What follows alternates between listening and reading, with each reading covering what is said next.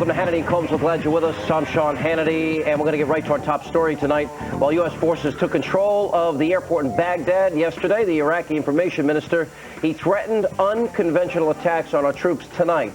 Are those threats and Saddam Hussein's appearance on Iraqi TV scare tactics, or are our troops in more danger than we may think? Joining us from Virginia Beach is Congressman Ed Schrock, and from Washington, we have California Congressman Brad Sherman. Before I get to some of the issues and the news unfolding today, I want to ask, if I can, Brad Sherman. Brad, you have a colleague, senator, a guy that wants to be president and be your nominee in the next presidential election by the name of John Kerry, who said 48 hours as we're surrounding Baghdad and our troops are in harm's way serving our commander-in-chief, putting it in the context of the timing of when he said it, he said that President Bush committed a breach of trust and that we not only need a regime change of Saddam Hussein in Iraq, we need a regime change in the United States. Was that statement at that time appropriate? Do you see anything wrong with it? Well, while you may criticize that choice of words, when Tom DeLay had a president of the United States... I didn't ask you about Tom DeLay. I know you didn't. You don't want to talk about Tom DeLay. Answer our question about Kerry. I didn't bring you here to spin whatever Democratic talking points you got today. Was that appropriate at this time, yes or no? It was nothing compared to Tom DeLay and his vicious attack against our troops when they were in harm's way in Kosovo. And you don't want to talk about that because you've got the Republican talking. You know something? I put on page... You know what, Congressman? Go read my book on page 33, and I praise Senator Kerry. He's a man that served with distinction in Vietnam. I don't question his patriotism, although he's saying we're questioning it. I'm asking you because today, now back in Kosovo, today there are troops in harm's way. Today they're surrounding Baghdad, and he's undermining our commander-in-chief at this important hour. And you don't have the courage to say you don't have the courage today to say it's inappropriate. Why don't you say you didn't have the courage to talk about Tom DeLay? I'll tell you right now, he did not choose his words well. Today because of Tom DeLay. Won't you at least have the courage to say what he did is wrong? I said 3 times that he didn't choose the best words. You never commented about Tom DeLay, who said much worse. Well, next time he said it was, you get a show, you can invite me on, and I'll be glad to be your guest. I don't think I'll get one on a network that's fair and balanced like this one. Well, why don't you try hard? You never know. It could happen. Let me go to Ed Schrock. Ed, what do you think? Let me go to Ed Schrock. Congressman Schrock, welcome to the program. Iraqi information minister says they have no plans for chemical or biological weapons. Should we believe him? Well, you know, we probably should not. We've never been able to believe them before, and I think if we start believing them, then we're going to fall into their trap, and that's about the last thing we want to do. And we have to be very careful as we start to go into Baghdad in this final phase, or what we hope is the final phase of this war, because if Saddam and his people are going to do anything, they're probably going to do it there. But so far, we have met very little resistance, and I'm hoping that will be the case. May I make a comment on what Mr. Sherman said a few minutes ago? I think the comment that Senator Kerry said was pathetic. It's pitiful. And why did you vote for Tom DeLay to be your leader, Ed? The man attacked our troops when they were in the field. The man attacked the commander-in-chief way beyond. No. Do you know what he said? This is not about Tom DeLay, for whom I have the greatest respect. Hold on, guys, one at a time. Why do you have him as your leader? Congressman Schrock, hold on, guys, hold on. Congressman, inappropriate. Congressman, should not have done that. Excuse me, Congressman. If this is the best that the Democrats have, this bodes very, very well. We've got a lot of presidential candidates that we do not have as our leader, as somebody who seemed to try to make Milosevic feel good and our troops feel bad when they were in harm's way. That is absolute baloney. You know better than that. You know Tom DeLay as well as I do, and you know that is not what he did. And what you're trying to do, let me make this clear, what you're trying to do. Hey, guys, turn both their mics down. Hey, guys, hey, Congressman, excuse me. Trying to blame somebody else for something they said. Turn their mics down. Turn them down. Excuse me, Congressman. Sean and I are the hosts of the show. Please respect both of us. We get to ask the questions. We appreciate the fact that you're with us tonight, but please, let's have some decorum here. Let's stop the yelling and screaming. Now, Congressman Schrock, it seems to me that Republicans want to look at you want to look at every single comment Democrats make and use it for your own political advantage. The fact is that Tom DeLay and other Republicans made a number of comments when Bill Clinton prosecuted a war in Bosnia. They were very critical of the commander-in-chief, and all we're saying is have the same standard that you have for that president as this president, and don't have a different standard for President Bush than you had for President Clinton? Well, Alan, I think we do. I don't think Tom DeLay or anybody else in the Republican Party would compare the terrorist regime of Saddam Hussein with the administration of George W. Bush. That is just unconscionable. And He for said somebody much to say worse, that Ed, is just much absolutely Hold on, ridiculous. Congressman Sherman. Hold on. Let him finish. Go ahead, Congressman. It's just absolutely ridiculous, and I think he owes the president an apology. This president is doing exactly what is the best thing for not only Iraq but for the United States of America. We have kids in harm's way over there, and for him to compare Saddam Hussein with President Bush is just absolutely It was hyperbole in the course of the campaign. accepted. Congressman Sherman, as a Democrat, frankly, I'm concerned about some of the rhetoric on both sides, and I think we all need to take it down a notch. And I certainly would not have used the word Senator Kerry used. Of course, he is a veteran. He's a Purple Heart winner. He's been in combat. So I think he perhaps deserves some slack for that. However... And I think Ed owes him an apology to characterize his statements. The senator never compared the man in Baghdad to the man in the White House. That regime All he change. said was that we need a new administration in Washington, and he used the wrong word for administration. He did more than that, and he said he had a breach of trust, but we're going to move on. I want to go to you, Ed Schrock, if I can. I want to show, as you can see there's Baghdad Live. I want to go back to the news of the day. Just yesterday, the White House dared Saddam Hussein to show that he was alive. Well, Saddam comes forward in this new speech, and I want to just put up Saddam from what, March 24th, and Saddam today. Does that look like the same person to you? And it is so dramatically different to me, and I will let our audience obviously decide at home, but I'm not convinced. We're told that he's alive. Well, no, I don't think it's him either. First of all, if he allowed himself to be shown in public, as you see here, we'd be taking pot shots at the guy right now. You know, anybody can film things long in advance to run whenever they want, and I'm sure they have all these things in the can that they can use anytime they want, and I'm sure this is just one they dragged out for today. What do you make of this threat of an unconventional attack by the information minister earlier today? He says it's not chemical or biological or nuclear, but can we trust them? I don't believe them. Absolutely not. I don't think anything this regime has ever said we can trust, and that's been proven time and time again, and I think everything they say is suspect, and there's just no way they're not credible in any way, shape, or form, and I don't think anything they have said, what they're saying today, and what they'll say tomorrow bears any resemblance to the truth. Brad, we get reports, NBC, I know, for one, has reported the discovery by our Marines of large concentrations of cyanide agent and mustard agents in the Euphrates River. Fox is reporting U.S. troops found thousands of boxes of suspicious white powder, nerve agent antidote, Arabic documents on how to engage in chemical warfare south of Baghdad.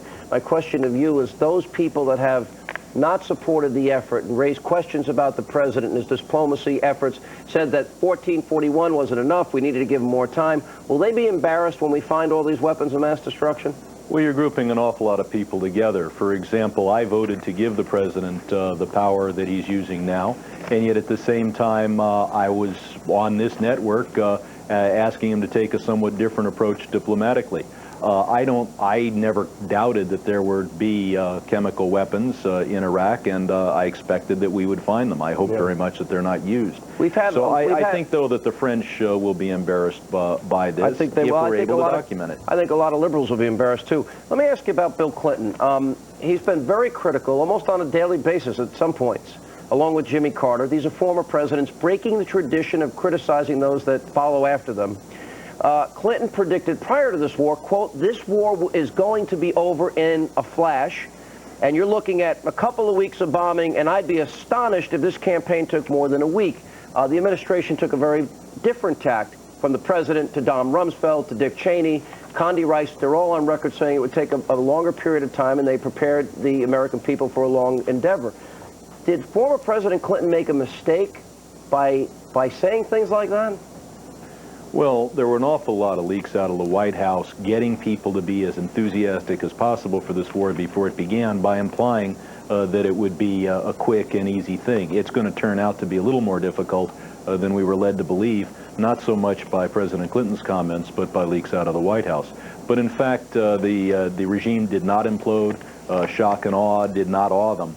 and we had It's to 2 win this weeks. the old-fashioned way. Congressman, This thing is going relatively well, but not as well Relatively? as relatively You well. got to be kidding. let me bring on Congressman Truck here for a second. Look, I have not heard President Carter, President Clinton were critical before the war started. Daxel was critical before the war started, and when he made his unfortunate comments, he didn't know the war was starting 24 to 48 hours later. Wouldn't you agree, Congressman Schrock, that pretty much we've banded together? Democrats have been relatively mute about being critical of this administration, and we haven't had this kind of catfighting we normally have in Washington, correct? Yes, Alan, yeah, I think you're right. Before the war, they were doing that. There's no question about that. But since the war began, there has been very little of that. And I think a lot of that is due to the Pentagon briefing, first of all, briefing members of Congress and the Senate every day, and then Secretary of Defense Don Rumsfeld and the Chairman of the Joint Chiefs, General Myers, coming about once a week or so, because that keeps everybody up to speed. And when they do that, I think they're going to get the support they want, and they're answering questions from Republicans and Democrats, and I think that keeps the rhetoric level low, and I think that's a good thing. Also, in terms of weapons of happened. mass destruction, I don't know anybody was suggesting that they wouldn't find any or that there weren't any. I think the suggestion on those who didn't want the war just yet was that more time with more inspections might have eventually averted a war, but I don't think anybody said we wouldn't find any. Are you surprised, though, that we've not found much of anything along those lines so far? Well, first of all, we've been engaged in the battle, and if we stumble across some of these things as we have, that pretty much, in my mind, tells me they have them. But I think once the regime is brought down and we're able to go in and fully inspect that country, we're going to find that they had those things. And everybody says it may be a week, it may be 6 months, it may be somewhere in between. Nobody at the White House, nobody at the Pentagon ever said this was going to be quick. They had a plan that they're following through with, and they're going to take it till the end. The president's made it very clear. This war will go as long as it takes to get the job done. Congressman Sherman, it seems to me that some of the comments made before the war by people in the administration indicated it might have been a shorter campaign than it's turned out to be. I think some very people in the administration, Kenneth Edelman, who's an advisor, was an advisor to Reagan, Dick Cheney, basically gave us a sense that this might not take long at all. Was that your sense of things as well?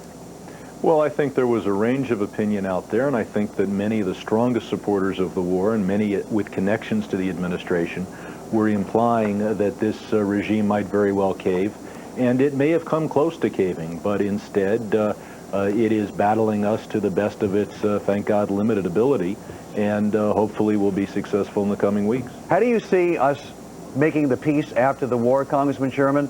Big debate, UN involved. To what extent should it not be involved? Should we do it unilaterally? Should we include those nations who were not with us in this campaign, the coalition of the willing? Where do we go? I think a lot depends on what those other forces and institutions would want to do.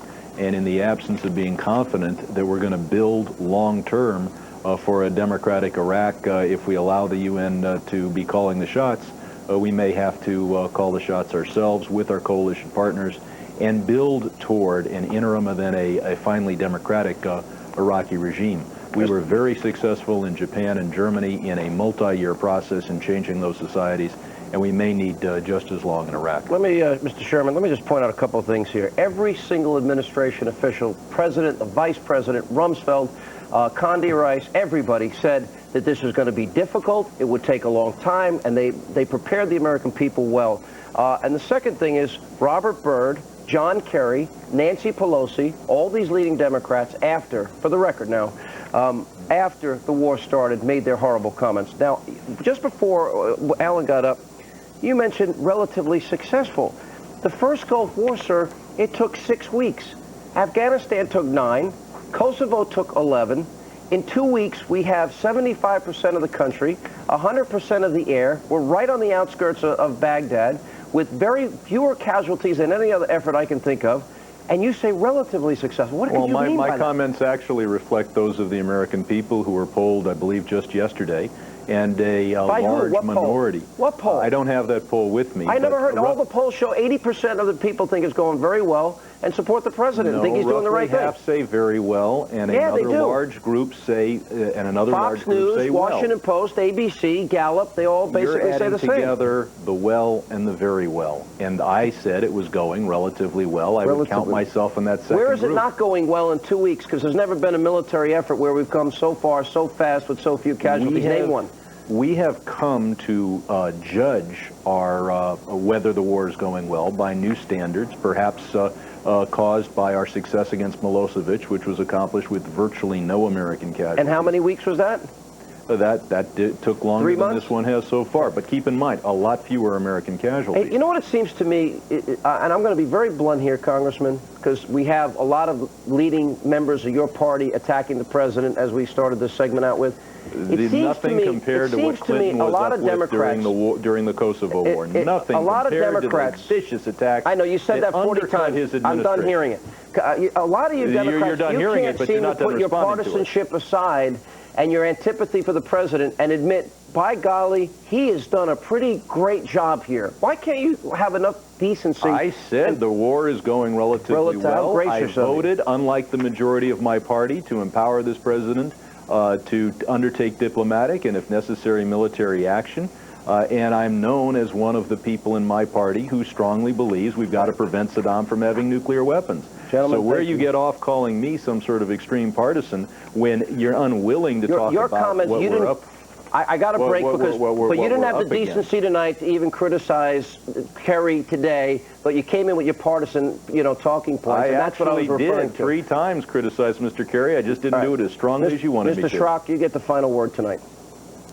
Well, I really believe this war is going well. Whenever you do an operations plan for a war, things are going to change probably on an hourly, a daily basis. And when you consider the intensity of the battles we've seen so far and the few casualties, granted, one casualty is one too many, but we've had very few casualties when you consider the action we've taken and the amount of country we have conquered. And I can assure you that if we continue the way we're going, this should be a low casualty war. And I think the president, his defense team, Condoleezza Rice, all of them to be congratulated on a job well done. And we just have to make sure we continue to support them to bring this to a successful conclusion, to bring some freedom to Iraq. Our military is spectacular, and they deserve our praise and support. I pray you're right about being a low-casualty war. We thank you both very much for being with us, Congressman Sherman, Congressman Schrock. Thank you both very much. We now get an update from the front lines. Colonel Oliver North, embedded with the 1st Marine Expeditionary Force. And Ollie joins us by phone. What can you tell us, Ollie? How are things going from your end? What can you tell us from your observation point? Alan, I'm sorry I can't join you by video phone like I usually do, but batteries being what they are and this operation going the way it has, unfortunately I can't. Yesterday was the toughest day of fighting for the 5th Marines since this battle began. And it's been tough, literally in street-to-street fighting. The front is about 30 blocks wide coming in from the east. Yesterday we evacuated some 35 Marine casualties, at least with the helicopters I've been with, to include late last night and very early this morning. Unfortunately, some of those Marines didn't make it. The helicopter I was on took a lot of small arms fire. One of them clipped a fuel line, and unfortunately we had to set down in what one of the troops described as Indian country. And these remarkable Marines fixed the helicopter under fire and picked it back up and got these Marines to the hospital. Right. So it is going much tougher than I think a lot of people expected, and it is going very, very well. There's no doubt about the outcome. It's just taking a little bit longer than people thought because the remnants of this Republican Guards unit, shattered though it is, has put up some very stiff resistance. They've cut these trenches, even in city streets, filled them with oil, lit them on fire, making it very, very difficult to move through the city. And strangely enough, we still have civilians coming up to us right in this command post. For the leading elements of the 5th Marines came up to us last night, still looking for handouts of food and water and medicine and looking for treatment for civilian injuries, and they're getting it. So a block away from here, they've got guys shooting at the enemy. In this block, we've got enemy civilians, if you will, coming up and asking for treatment. And a block behind us, we've got medevacs being run out to field hospitals all over the northeastern part of Iraq. Hey, Colonel Sean Hannity, it sounds like you guys have had a very busy time there. when the small arms fire was coming at your helicopter, it actually cut one of the fuel lines right there, and you dropped down. And while they were fixing it, I just want to make sure I understood you completely. They were under fire then? Yeah, I mean, these guys are absolutely astounding. There's a gunnery sergeant who I actually featured in one of my pieces that I sent in just before the war started, Gunnery Sergeant Pennington, who took a line out of one of the other older parts of the airplane that wasn't being used. It's from a heater. Cut the heater line, right. Replaced the fuel line with the heater line, under fire, put the thing back together, and we flew the casualties to the surgical center. And the way it's been set up is the CH-46s with the Marines, because they're armed, they pick them up as under fire, bring them back, and usually there's an Army OH-60 back somewhere back behind the firing area, and they take them to the surgical centers. In this case, we'll take them all the way back. Let me ask you: were the guys that you're with, Colonel, were they surprised? Because look, we're now within a stone's throw of Baghdad, northwest and south. As you've been saying, more territory, faster, with fewer casualties than any other prior effort, which I've been pointing out as well. Were you surprised by the resistance? Wasn't this the area that we anticipated that there'd be more resistance? Was it as much as you anticipated? Was it less, or about what you thought? I mean, the 5th Marines and the 2nd Tank Battalion are in the eastern, basically in the eastern portion of Baghdad. I mean, we're here in Baghdad. The buildings are, 4 and 5 stories high. Wow. This is Baghdad. You're in Baghdad. And I'm standing in Baghdad. Yeah. And these guys, and the lead elements are probably 2 blocks down in front of me. And it's been very quiet here. Later tonight, it got quiet around 2 o'clock in the morning. Is it surprising resistance? It's not as much as some people. This is not Stalingrad. Right. This is not leveling the city to save it from the bad guys. The Republican Guards on the outskirts put up a stiff resistance. Are you seeing are we getting a lot of casualties against them, Colonel? Are we inflicting? Yeah, we probably evacuated, I don't know, I lost count, maybe 35 or 40 guys yesterday, most of whom lived. One of the gunnery sergeants who I had been with earlier that day, and in fact taken several pictures and signed autographs and the usual thing when Holly North's there, was very badly wounded, helped carry other kids aboard the airplane, and then sat down in one of the troop seats, and we evacuated him. I thought he was wounded in the hand. Wow. It turns out he was gut shot. And when we got to the surgical center, he passed out as I was helping him out of the bird. And there was a terrible big puddle of blood underneath him. And I said, Gunny, why didn't you say something? He said, the other guys were hurt worse than I was. Wow.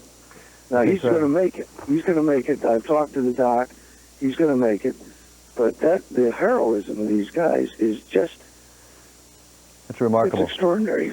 It Ollie, really is, Sean. We've been hearing stories about, how there's this imaginary red ring around Baghdad, past which would be chemical weapons.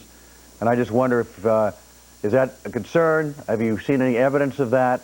And of course, we heard them say that Iraq said it would conducting an unconventional act at some point around now. Have you seen any evidence of that? Alan, I think we're in, I've got to go talk to General Mattis again and find out, but I think we're inside this imaginary red ring. I think we've actually been inside it now for 48 hours, and certainly here in the eastern entrance of Baghdad, we're inside it. If he used a chemical weapon against the leading elements of the troops I'm with right now, he'd kill thousands of civilians. Now, if he delivered it back in the rear, back toward where the log trains are built up behind us, I suppose he could have some effect, but it's not going to have much effect on the U.S. Marines.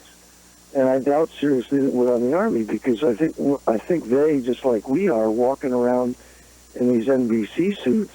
I mean, we're even wearing the rubber booties, although I notice I've worn a hole in the bottom of mine. Yeah. The rubber shoes, we've got the full suits on, we've got the gas mask on our side, I've got my gloves tucked in my belt, just in case, one of these alarms goes off, and there's one of those alarms with every one of these companies. And I've got one about 10 feet from me. What are these, I just want to ask you, what are these suits like that they're wearing? Are they heavy? Are they cumbersome? Do they get in the way? Is it hard to fight in those hazmat suits? home with me. I'll try to put one up on I think the world saw me trying to put. I think we're not a great phone connection there with Ollie. I thought, well, there's a couple. Losing him. I think we may be losing him. I know his cell phone was weak, so if we can get him back, if we can get him back, we will. One of the things he said that was most interesting here, as we check in just a second with one of our military experts, is that they are in Baghdad. It's not Stalingrad, which was one of the fears that they had, and that we destroyed a big part of the Iraqi Guard. We're joined now for the latest, retired Marine Lieutenant Colonel Bill Cowan. Bill, Ollie's report, in Baghdad, no Stalingrad. We had knocked out a big portion of these Republican Guard troops that so many of us had feared prior to the beginning of this conflict. And really, Saddam didn't want the Republican Guard close to Baghdad because he didn't trust them. Right. We've definitely pushed them back, Sean, in a place that they don't want to be. And you know, Ollie, I mean, we're amazed. This is the first reports really we've heard here of being inside the city. It won't be a Stalingrad because we're not going to level the city. We're going to be cautious as we move through, not only taking care of our troops, but trying to minimize the effect on the civilian population as we fight our way. Well, it was interesting, too, because if you listen to the propaganda minister who was out there earlier today for Saddam, suggesting they were going to use these unconventional means, these non-conventional attacks, you know, immediately all of us thought that this is it. This is the moment. They're even telegraphing that they're going to use chemical weapons. But according to Ollie's report, that's not even really feasible right now. Well, they could use it, Sean. I think Ollie said it is feasible, but if they do it, they're going to inflict thousands upon thousands of casualties upon civilians. Is that indeed, possible? And probably have very... Well, yeah, absolutely. Yeah. I mean, if they fire those chemical weapons against our front lines there, our guys are all protected. None of the civilians are. And that's where the casualties are going to be. And, of course, then his people are going to turn around and say that we're the ones that did it. That's our real issue. Let me ask you, Colonel, is one of the greatest fears now the mop-up operations, and you get these little pockets of resistance, if they, in fact, have those weapons of mass destruction? That's got to be a big fear for our guys? Yeah, you know, Sean, as we push forward, as those frontline Marine units or Army, as they move in, as those kids push forward, you've got to clear every building. You've got to check every building you've gone by to make sure that there's nobody in there. Because as an example, if our front lines push forward and they're 22 blocks inside the city and somebody's hiding back there at block 10 with a weapon of mass destruction, our forces are coming through thinking it's a secure area and somebody pops up and pops out some kind of chemical weapon, as an example, we've got a real problem, because we've got some disarray there behind our front lines, and you know, we're going to make it through it, we're going to handle it, but it's just an issue that you don't want to have to deal with. So as Ollie would tell you, as we move forward through all these blocks, block by block through the city, we have to check every last building, every room, every basement, every attic, and make sure that it's safe and Colonel clear. Cowan, it's Alan. Welcome to our show. This idea that using an unconventional act, that they said, and they indicated it would not be a chemical attack, but an act of martyrdom. Is that what we mean when we see all these suicide attacks? So we've seen a couple of those. Could that be what they're talking about? Yeah, absolutely, doing? Alan. Well, I thought about that during the day after I heard him make those comments, and that's the only thing I can come up with is random acts of terrorism committed here and there. I think he was specifically talking about the airport. He said it was going to happen at night, and the night's about to end, fortunately, so maybe there won't be anything. But we know over the long run that those guys are going to want to use terrorist acts of various sorts. It really makes it, you know, our troops are fighting a conventional war out there on the front lines, and at the same time, they're having to watch carefully. They might see civilians that they want to help, as we've had happen. One of the fears I have, Colonel, one of the fears I have is that just when we think this could be over or close to over, whenever that time comes, and we think everything is calm and settled, that there's some kind of attack that we didn't plan on, or they start to do something after there's some relative peace. Is that something we have? It's going to happen, Alan. No, you're absolutely right. It's going to happen no matter what. We're going to have some hardcore guys in there, even if they're Special Republican Guard or some of that special security force that he has. There's still going to be pockets in there, days, maybe even weeks after most of this is settled down. Saddam's gone, interim government is in, and there's going to be incidents happening because there'll always be some hardliners that are going to hide out and take advantage of an opportunity. So how do we know when this is over? Well, that's a good question, because I know the White House is saying we could declare victory and still have Saddam out there, and maybe that's so. I think part of it has to be, as we look beyond the victory here, we have to look at the perceptions around the rest of the Middle East. And if indeed Saddam is still around, we might perceive that we've won, the rest of the Arab world perceives that we haven't. So I think, getting Saddam out of the way is an important mission we have to do. All right, Colonel, stay tight right there. One of the things I want to ask you, Colonel, when we get back, I'm going to show you video of Saddam Hussein from earlier today. I want to know whether or not you think that's him. We'll compare it to some other video. Later, we're going to raise the question whether or not Senator John Kerry should apologize for his comments about needing regime change here in America. So we'll get that controversy in there, and we will have that debate. That's all coming up. And we have the other news of the day that we're going to get to, and there's plenty of it happening and unfolding as we speak. But first, we're going to get a news update from Jane Skinner. She's standing by for the very latest headlines on Operation Iraqi Freedom and Fox Central.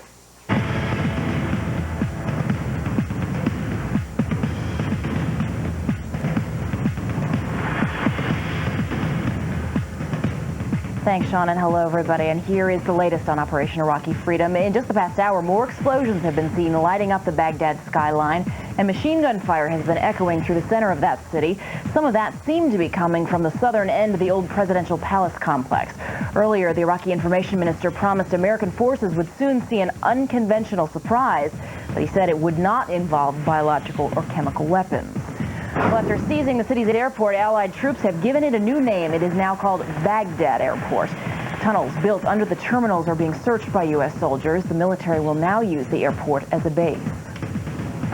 U.S. Marines are gathering on the outskirts of Baghdad, getting ready for a final push, and all the while, artillery has been pounding Republican Guard positions near the capital. We're told about 2,500 young Iraqi men surrendered to the Marines today, who paused their advance long enough to set up a makeshift POW camp. Arab TV channel Al Jazeera is showing two women, it says, vowed to commit suicide bombings in Iraq. The network claims these women are responsible for a car bombing outside Baghdad today that killed 3 Army Rangers.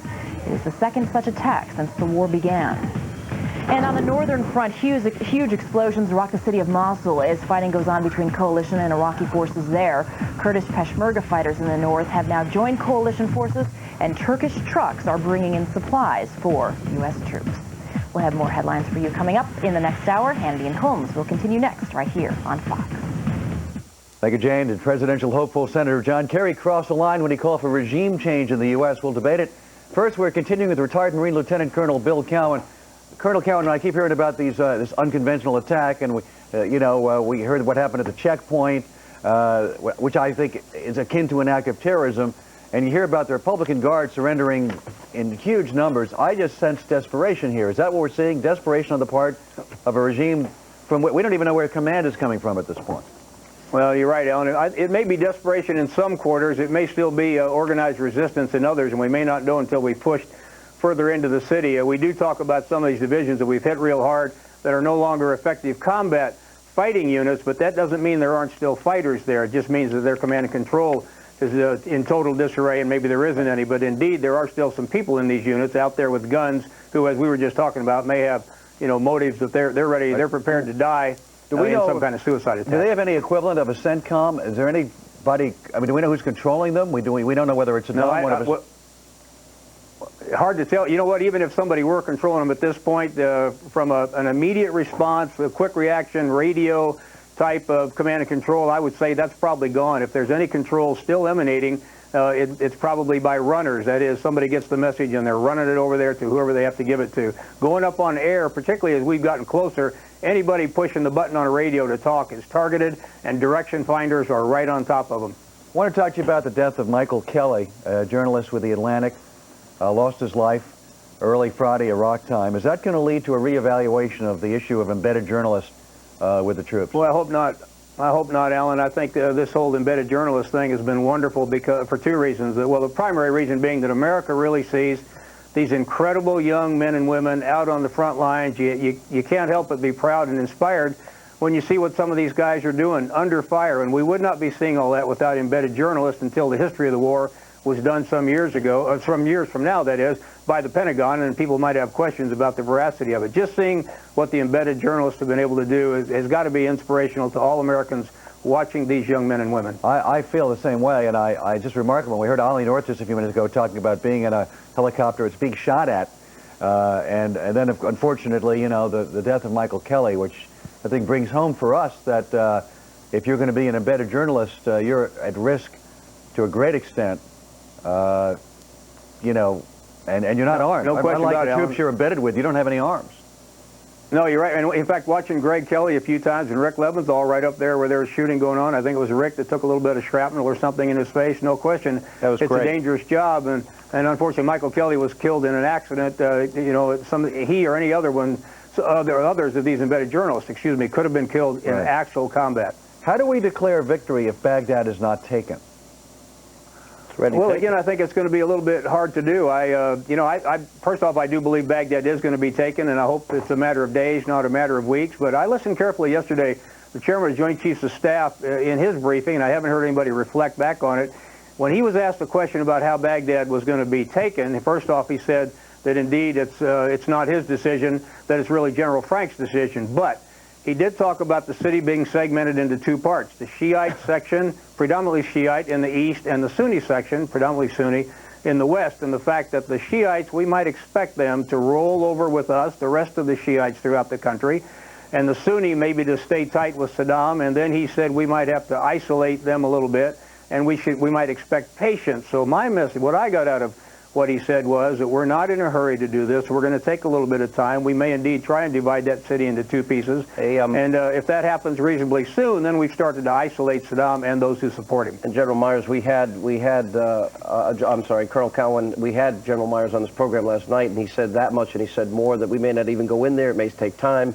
He said a lot of things in those regards, but I think certainly we'll have an easier time with the Shiites than we will with the Sunnis, considering Saddam Hussein is with the minority Sunnis that have been responsible for the oppression of the Shiites, correct?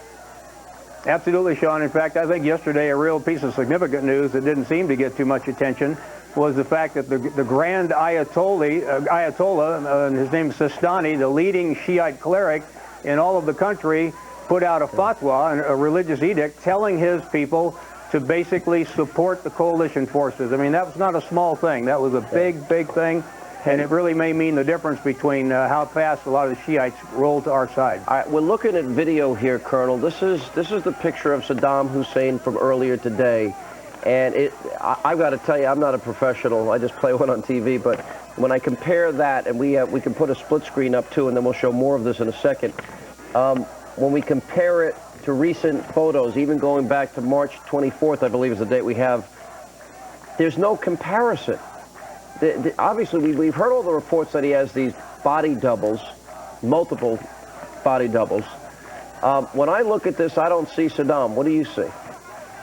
Well, Sean, I don't know. Honestly, I haven't studied him, and I know you all see him on the air all the time as you're doing various shows. I've not watched it that carefully, but in watching this today and thinking about whether Saddam is dead or alive, I've come to the personal conclusion that I hope he's alive, and indeed I hope we catch him, and I hope in doing so we then turn him over to the Iraqi people for some kind of legal action, because when the rest of the Arab world, and that's, you know, when we're all done with Iraq here, we've got the rest of the Arab world that we're dealing with in one fashion or another. If the rest of the Arab world sees the Iraqis put this guy on trial and talk about all the things he's done to them, that sends a clear message that indeed, as we know, we were right from the start. Well, that is all coming, and I think the weapons of mass destruction will be found. I don't think we have any doubt about that.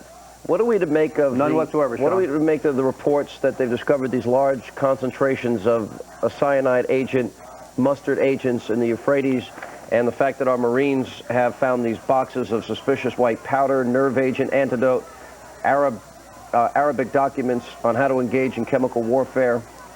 I think, John, I'm right there with you.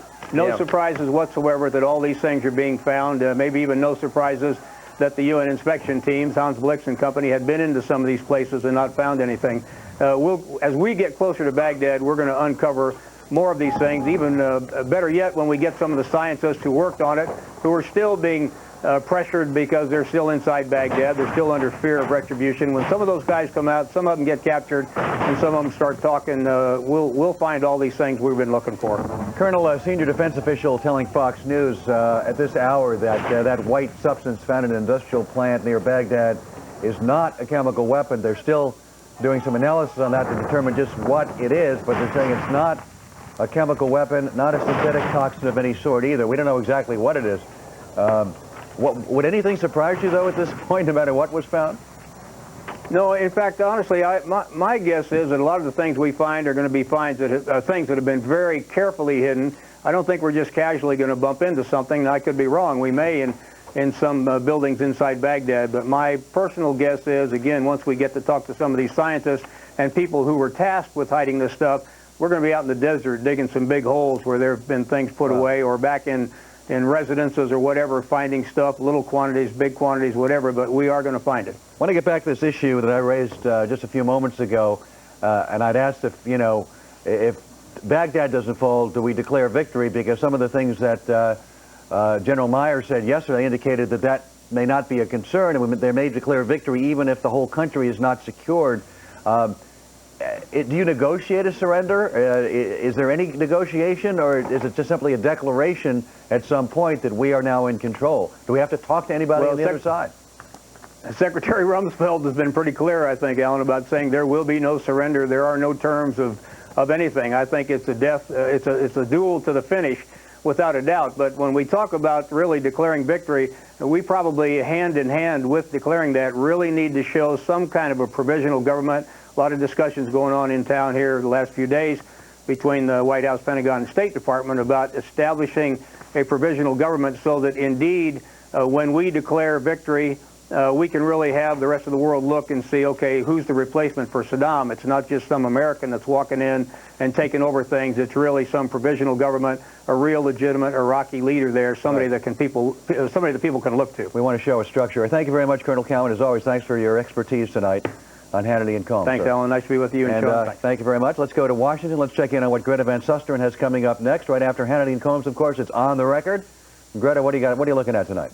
Well, Alan, we wait and we worry, and our troops are going into Baghdad. The battle is tough there, and they have been warned by Iraq that it's going to be non-conventional attacks. We don't know what it is, but we're going to go right to the front lines to see exactly what's going on. Plus, Dr. Henry Kissinger is going to be here. Alan? Thank you very much, Greta. Thanks, Greta. During a speech, by the way, in New Hampshire, presidential hopeful Senator John Kerry told the crowd earlier this week that we not only need a regime change in Iraq, but we need one here in the United States. Republicans are outraged that Senator Kerry would take such serious jabs at our president just before we're headed into Baghdad. Earlier today, Senator Kerry is fighting back. They're trying to shift this in the phony way that they often do, and they're making some kind of false claim about patriotism, and I'm not going to be questioned in my patriotism by the likes of Tom DeLay. Joining us now from Washington, D.C. studio is Cliff May, president of the Foundation for Defense of Democracies, and in Los Angeles, Fox News political analyst Susan Estridge. It's clear, Cliff, what the strategy is. Just mention Tom DeLay as often as you can and question the Republicans' patriotisms. For the record, I want anybody out there, you can go to my book, Let Freedom Ring, on page 33. I point out John Kerry served with honor and distinction in Vietnam. There's not a single Republican, not one, that I know of, in spite of his hysteria, that has questioned his patriotism. What we are questioning here, he's a candidate, he is running for office, he is not immune from criticism because he served his country when he's making outrageous statements about the president, when he says he has a breach of trust, and what he said about regime change. Regime change, that doesn't happen in America. We have elections in America. Regime change involves the removal of a tyrant or a dictator. Yeah, let's be very clear about this. No one's questioning his patriotism. It hasn't even come up. We may be questioning his judgment. Frankly, I have a lot of admiration for John Kerry. I think he's better than this. I think he should admit he made a mistake and say he's sorry for it and move on. When people talk about a regime, they mean the Castro regime, the North Korean regime. The regime is shorthand for totalitarian regime. And securing regime change, that's diplomatic speak for using military force to topple a dictator. In the midst of this war, in the midst of our attempt to secure regime change in Baghdad, for him to make the argument, and it's essentially a moral equivalence argument, that we need to secure regime change in Washington, again, John Kerry is better than that. He should admit this mistake and get on. This was pandering to the very far left wing of the party, and he shouldn't do it. And let me go to Susan Estridge about it. Susan, look, he sees a lot of things. He's not a fool. He sees what's happening. He knows that there's a very big voting bloc in the Democratic Party out there, and he sees that there's one man out there who has been playing to that crowd, Howard Dean, and for political reasons, as we're on the verge of taking Baghdad and our troops are in harm's way, he's saying a breach of trust for the commander-in-chief leading these men, and then he uses the incendiary remarks, regime change. What are you so upset about, Sean? Because it's outrageous, because it's insulting. No, you're the one who's jumping all over John Kerry, and so is deservedly Tom so. DeLay. Well, but wait a second. John Kerry is running for president. We are having an election in a democracy. In 2 years. It is the New Hampshire primary is what? A year away. A year away. Less than a year away. He couldn't wait till after the Battle of Baghdad, Susan. He couldn't wait till we took Baghdad. Here's Sean. Susan, let me couldn't keep his mouth shut. Wait, can I finish? He is out running for office. He is campaigning for president. Yeah. He has got criticisms of this president, which frankly I share. I'm a little upset today. I know 2 people who died this week. I think a lot of people are very upset about this war, about some of the failures of this president. Susan. I think what you heard today from John Kerry, what you heard this week, was rhetoric. And Susan, what he was saying Alan, is not a revolution. We need a change People of are all leadership riled in up. America. I agree with them. Susan and Cliff, it's Alan. They don't want to hear it on the other side. See, I want to bring up Tom DeLay for this reason, because there's a double standard. And Susan, when Tom DeLay said it, when Clinton went into Bosnia, they're not all upset about that, but I don't agree with what Kerry said. I would not have used those words. But by the same token, I'm also upset that in Bosnia, on the heels of that, Tom DeLay said, this is President Clinton's war. He also said, doing good on a worldwide scale appeals to peace hawks who are motivated by altruism, not patriotism. And he also said, for us to call this a victory and commend the President of the United States as a commander-in-chief showing great leadership is a farce.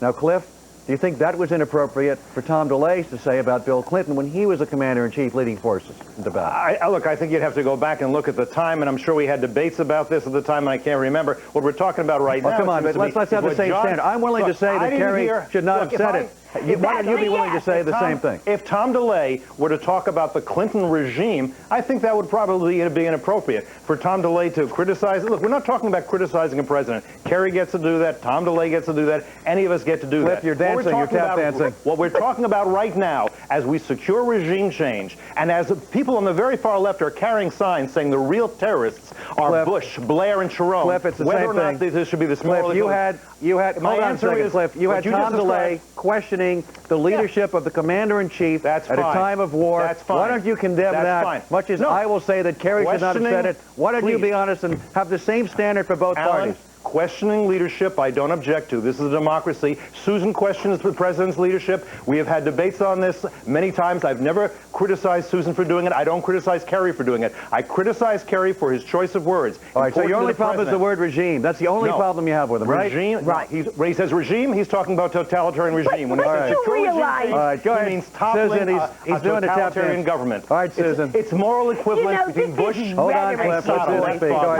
Rhetoric is very important in the political theater. You know that's true. Hold on, no one knows it better than you, Susan. Susan's up. But it's rhetoric. I mean, let's slow down a minute here. It's rhetoric. He was doing an alliteration. He was saying, okay, we need regime change in Iraq, yes, but we also need change here at home. And I mean, I am amazed to rhetoric see is very you guys jumping all over John Kerry and questioning. If it's not questioning his patriotism, I don't know what the heck you're doing. You know, and a bunch of people who've never served in the military, never been in harm's way, jumping all over a war hero, I don't think gets you anywhere. Susan, you're a political professional. You know the importance of rhetoric. When we talk about what Trent Lott did wrong, that's political rhetoric. When we talk about Representative Moran, that's bad rhetoric. You're right. I agree with you, and you agree with me. This was inappropriate rhetoric, and as a political professional who seeks the highest office in the land, he should just say, I didn't mean it to sound the way it came out. I shouldn't have said that. Just much worse is what the underlying substantive criticism. Let us imagine for 1 minute Bill Clinton were president right now. Imagine Bill Clinton were the commander-in-chief. Well, you got to get sick, right? Because you guys would be all over Susan, let me ask you a question. Unbelievably questioning his ability, his competence, his leadership, we have people like me. Hang on, wait a minute.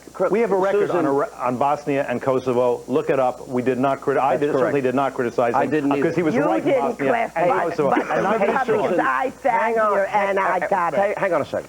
First of all, Susan, you cannot cite one person who said anything And I go to my book, Susan. I know you read it. I gave you a copy. I Page did, 33. and I said nice things about it and encouraged people to buy it. But I thanked Senator Kerry for his brave and courageous and noble service. I'm not questioning his patriotism. So continue to respect it. Nor has any Republican on record questioned his patriotism, and this is all a big disguise between bringing up talking points about Delay and saying we're questioning his patriotism is not what this is about. Serious debate is one thing, Susan.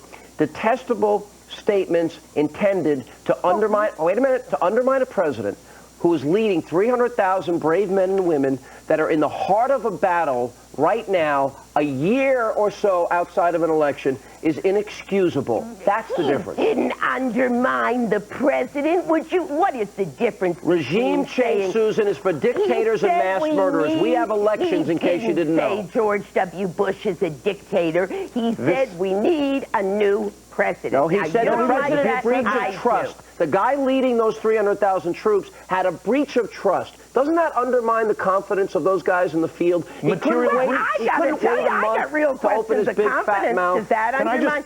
When he says a breach of trust, let me point out, Susan, let me point out. When he says a breach of trust, can I say something? Let me just very quickly. When he says a breach of trust, he is referring rhetorically to material breach. When he says regime, he's talking about the Saddam regime. When he says secure regime change, he's saying he is making moral you equivalence. Are reading so much more into this. I sit and watch Fox News all day long, and I see retired military generals, thank God, like millions of Americans I know it All right, Susan, next question. I see lots of retired military generals questioning strategy. Now, are you going to accuse them of lacking patriotism? Are you going to say of them they're challenging the president's his competence? foreign policy record, this is what my point is, Susan.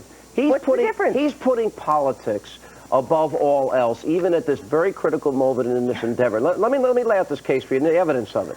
91, he's against Bush 1, okay? Clinton, here we have, as he pointed out, we have Haiti, we had Bosnia, we had Iraq and Somalia. He never opposed one thing militarily that Bill Clinton did. Then he did vote for it this year, but then he's been against it ever since. He flip-flops back and forth for political expediency, and now he's exploiting this for political reasons when these guys are in harm's way. And why you don't see that that's despicable is beyond me. You're smarter than that, Susan. Look, despicable, you can sit here if you want, Sean, and you can say it's smart politics, it's dumb politics, it's good politics, it's bad politics. Fair enough. But what you were saying is different. You were somehow saying he's a bad American. He's not. No, I never said it. That's clearly the implication. Come on, you can't say, Cliff, that you guys... Hold on, Susan. You know, it's one thing to admit strategic who's the publisher again? Regan Books. What's the title again? Let Freedom Ring. All right, great. Hey, Cliff, you can't say... liberalism. You can't say... Good title. Winning the War of Liberty. All right, we got it. It's at Amazon. All right, good plug. Hey, Cliff, you can't say that the implication is that Kerry is not a patriot, that he's not fit to be president, and the fact that you guys are going so crazy over one word that you don't like, the word regime, which I would not have used, I think it was a poor choice of words, and that you're getting so ballistic about this show, you're scared, you're worried, you got a good candidate, Democrats have a good other candidate, and you're going nuts about it. Come on, Cliff. Alan, he is a formidable candidate. He made a big mistake. I think he should simply take that mistake back, because what he did, he hears that Howard Dean gets his huge applause from the base that is very hold on, and so he says something to try to get the Bush haters roused up. Give me just a second here, Cliff. Listen, hear me out for 1 second. All right. Why can't you at least acknowledge, as I have, that Kerry was wrong to use that word, that it was wrong for Tom DeLay to say this is Clinton's... good grief.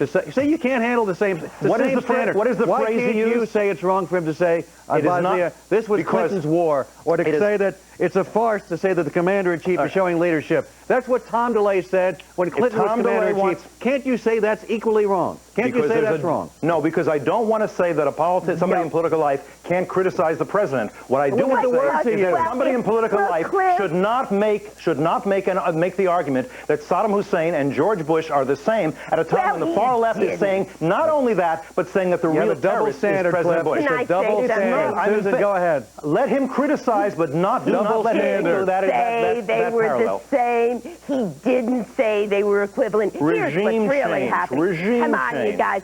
Here's what's really happening. All right, Cliff, hold it. Democrats smell blood out here, okay? I mean, it's unfortunately, sadly, the blood of our brothers and sisters, but George W. Bush is no longer invincible. This much is clear. When this war ends, and I hope it will end soon, it will not just be Democrats who are second-guessing him. And the result of that is you're seeing guys like John Kerry. Oh, I will bet you a lot. Let's bet dinner, Sean. How much? Hey, let me ask, Susan, let me ask you a question. Maybe we'll bet some of those royalties from your book. Anyway, that's a lot of money there. Hold on a second. Educate my kids. So Susan, let me move forward here with the conversation. Criticism, and you guys are defensive. Susan, let me move the conversation forward. Al Fromm of the Democratic Leadership Council, the centrist group that helped elect Bill Clinton, has been very forceful in saying that these Democrats should not, and he's a Democrat, as you know. He said I've known Al for 20 years. Sure you do. And he's now out saying these Democrats should not be criticizing the war. It's bad for the party. It's going to reflect poorly upon the party. It's going to hurt the Democrats in terms of getting elected in the future. And so there seems to be a division now with the Democrats between what Al Fromm is saying and what some of the anti-war. So where do you stand, and what is the right course? Well, but, you know, there's two questions. I mean, what is the right course, the moral course? I mean, you have seen me, and I'm trying to walk a fine line. To be perfectly honest, I wouldn't do what some of the generals are doing on television. I have a lot more trouble with what they're doing, if you want to know the God's honest truth, criticizing our military operations than with what John Kerry is doing. Yeah, but they're all unnamed. Most of those guys are unnamed. But Susan, all right, first of all, unnamed? What good does that do? Oh, I'm unnamed, so it doesn't matter. No, but here's the point. Democratic primaries. John Kerry's not going anywhere. You watch and see, and I'll bet you dinner on that any day. All right, here's. Oh, I think the reason John Kerry is saying it is because Iowa caucuses are made up of liberals. New Hampshire primaries are made up of liberals. All right, he'll win New Hampshire. He lives next door. Big deal. I think Dean might win New Hampshire. Let me ask this question of you, and then I'll go to my buddy Cliff in here in just a second. The problem here is he's politicizing the war. But let's say everything you're saying, your whole premise, predicated on this belief, Bush isn't going to win the election, doesn't have the right views. All right. Maybe he will, maybe he won't, but John Kerry's view is that after 12 years and 17 resolutions and very direct language that insisted that Saddam show the world he's eliminated his weapons of mass destruction, John Kerry adopted the policy of appeasement, which he didn't adopt when Clinton was president, and wanted to go through the torturous process even longer with the UN. If he wants to run on that position, that's fine. He's going to lose. And 80% of the American people agree with this president, Susan. It's a bad position. Well, Sean, let's wait and see. I mean, I think there are a lot of Americans right now who are in the position that probably you and I are both in, which is let's support these boys and girls who are over there. Let's try to get them home. But there's something wrong here, and something's not adding up. And the fact that this diplomacy, I mean, I got to tell you, Sean, imagine that it were Bill Clinton who had managed to blow you're giving me nightmares allies. here. You know, stop. You're giving me nightmares. Say it again, Susan. Wouldn't put up with it if it were Clinton who did this. You know, only when he's sleeping with an intern did he bomb Iraq using our arguments. That is so over. That is so over. Cliff May. Hold on, everybody, stop. Cliff, Susan. Cliff May gets to speak. I love to hear Republicans speak. Cliff, you know, it's just, you know that Clinton could do nothing right. When he was president, it was Clinton's war. It was, you know... awful. You're right. It was terrible. There was nothing he could do that he was right. Awful. And you know, you had people who would not vote for anything Clinton wanted to do, even if they thought it was the best interest of the country. And you know what? That kind of partisanship is absolutely wrong. Then why don't you condemn Tom DeLay as we've condemned Kerry? No, it's not American condemning. If Tom DeLay was against our intervention in Kosovo or Bosnia, then I disagree with Tom DeLay because I think our intervention was absolutely justified. He condemned it. Then I think he was wrong. But that's in a political process that he gets to say what he wants, and I do too. I would argue, I'm generally a hawk. I think America has enemies out there, and I think we have to fight those enemies. We can't appease them. We can't negotiate with them or bargain with them or reason with them. And I think it's good we liberated the people of Kosovo and Bosnia. I think it's great we're liberating the people of Iraq right now, and I don't know why Susan doesn't see that at this point when we know the crimes that Saddam has committed against his people, the rapes, the torture. Again, I honestly think that debate is over because we're already at war, and I've been very reticent to go forward and criticize the commander-in-chief when we're at war and their people's in harm's way. However, you're right. You're right. Although you know there are plenty of people on the left, because you and I have talked to them, Alan, who don't agree, who are still saying that the real terrorist is Bush and Blair and Trump. I would condemn anybody who makes that statement at this point. That is totally wrong. And Susan, I'm sure you would condemn that too. This is not as well. This is not the time to be condemning the commander-in-chief or comparing him, as some have. And I walk by these demonstrations here in New York, and they're comparing him to Saddam Hussein. That is absolutely wrong. That hurts the cause. It does, and you know it does. And I agree with you, Susan. Let me just make this point and see if you don't agree with me. It hurts the cause, and when Kerry even appears to be making that same bridge between Saddam and Bush, it hurts his cause. And the best thing to do is say, I didn't mean to say it that way. That wasn't the intention. I'm sorry. And you'd forgive him, right? You'd forgive him. And you'd vote for him in the Democratic primary. I don't know about that, but I would forgive him because that's not what his Republican critics came up and said. They didn't come up and say, Senator Kerry, you didn't really. If he showed you that language, you would have told him, don't use it. Bye-bye. Bye. Of course I would. Of course you would. We love you both. Susan, I'm looking forward to that delicious Ruth's Chris steak dinner from you. Thank you. Another plug. I can't wait. Remember that book again? That Ruth's. Page 33. All right, fine. Who's the publisher? Regan Books. That is all the time we have left this evening, ladies and gentlemen. Thank you, of course, for being with us. We're going to check in with Greta Van Susteren. I'm sure she's dying to weigh in on what John Kerry had to say. Well, actually, Sean, I think you're hedging your bets. You've bet so many steak dinners I in do. the past I'm going to be 5 broke. days that you're going to come out even. It's going to be a wash no matter what you do. Yeah, that's true. But I'm hoping to win more than I lose. Because Ali gets 5 for free because he's been so great. I think you're on the Atkins diet. That's what I think this is all about. You want to know the truth? I'm on Zone Gourmet diet. What are we, the Food Channel now? What is this? Go ahead, Greta. Anyway, have a good show. See you, Greta. Thank you both. Tonight, the battle intensifies.